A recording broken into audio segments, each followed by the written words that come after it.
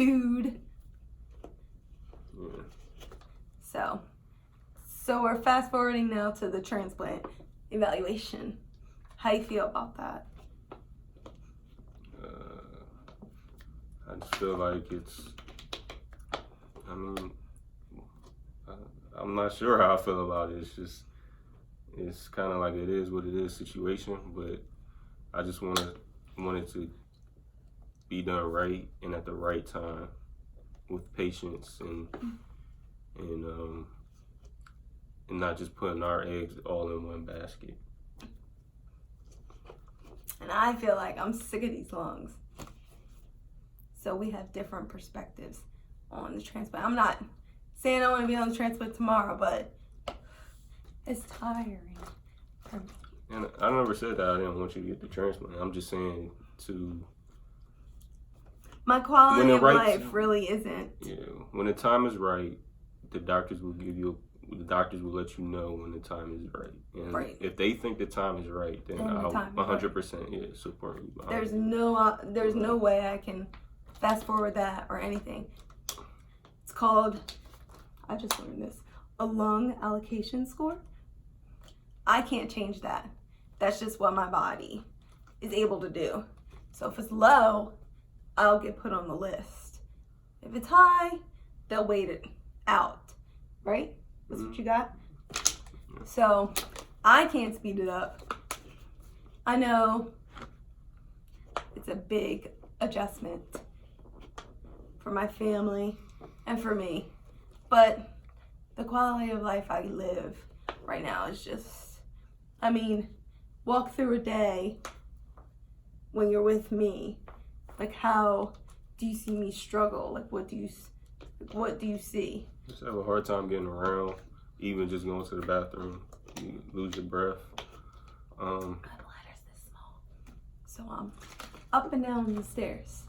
I also think a lot have to do with you may be a little bit deconditioned too, for being in the hospital so long. But at the same time, it's just like I said, you just have a hard time getting around. You still having coughing spells. That takes a lot out of you. And a lot. So that's pretty much it.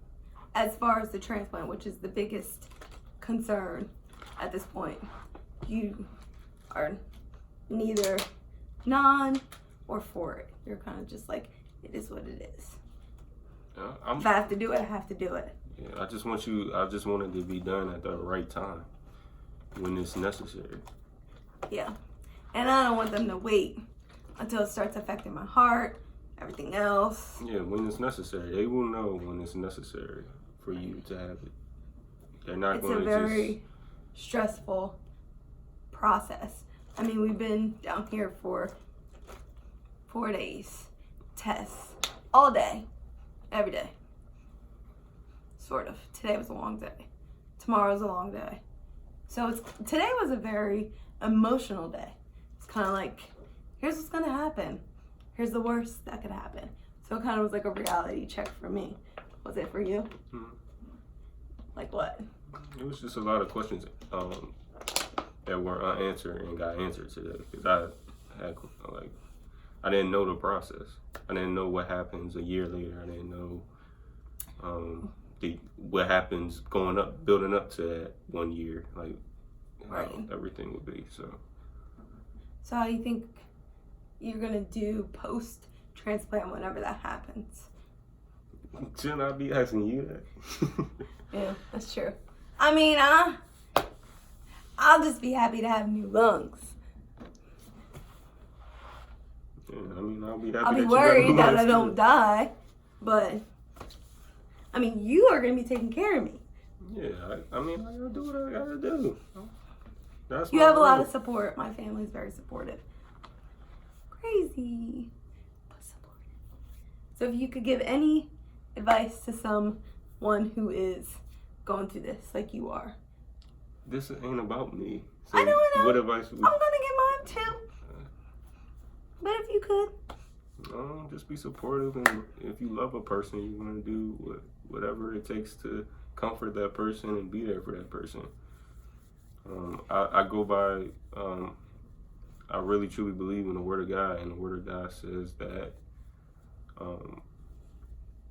the husband should be the head, just like Christ is the head of the church. So, and I should love you in that manner. So, I mean, I'm not perfect. And a wife should be submissive. And he's my decision maker. So whatever happens to me, he decides. But we're not perfect, and we're far from it. And we work on it each day. And but that's the guideline that I go by and how I try to live my life, because that's, in my opinion, the right way to live my life. Right. And for anybody who's going through a transplant process, it is like, I don't even think I can give advice because I'm still going through it. But it's nerve-wracking. It's very mental over physical. You have to be mentally ready for the good and the bad. Like, and then just dealing with a chronic illness is just draining in itself. Physically, mentally, emotionally. You're dealing with your illness. Then you're dealing with what's going to happen long term. And if they say transplant, that's physical, mental, emotional, and social. Because you can't talk to everybody about it. They don't know what you're going through. So, my advice would be to have a good support system, someone you can talk to, and that'll help you. There you go. So, we'll be updating you guys as things go on. Hopefully, I won't get on the list. I could just live my life, but it's a struggle. And I believe prayer is powerful, and if you trust in the Lord, you can Amen. overcome a lot of things. So, yeah. So, hope you guys like my interview.